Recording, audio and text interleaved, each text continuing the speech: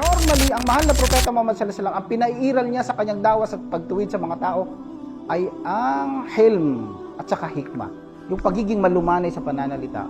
Kasi meron siyang goal, meron siyang ru'ya, meron siyang mission at may vision siya na ang taong yan kailangan magbago kay Allah, magbago patungo sa Islam. Hindi para lumayo sa Islam. Generally, pinairal niya ang hilm. Katulad ng pagdadawa niya, pagtuwid niya sa taong pumasok sa masjid at inihian ng masjid. Tumayo ang ilan sa mga sahaba at gusto nilang paluin yung lalaki na yon. Inihian mo ang loob ng masjid. Sabi ng Rasulullah sallallahu alaihi wasallam, walang salita ang Rasulullah sallallahu alaihi wasallam, pero kamay niya is, hayaan nyo makatapos umihi. Pagkatapos na pinatawag ng Rasulullah sallallahu alaihi wasallam at kinausap niya, sabi niya, tunay na ang masjid na ito ay para sa pag-alala kay Allah at para sa sala at pagsamba.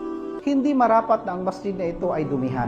Yung lalaki na yun, pagkatapos yun, ganyan pala ang relihiyon nyo, ya Muhammad. Ganyan pala ang relihiyon mo. Kasi nakita niya yung mga samahan ng Rasulullah sallallahu alaihi wasallam na tumayo para sa kanya at para saktan siya at pigilan. Sabi kung nakita ko lang na yung mga tao ganun, hindi ako papasok sa Islam. Kaya lang, ganun pala ang relihiyon nyo, kabuti. Kaya ako isasaksi na ikaw nga ay sugo ni Allah.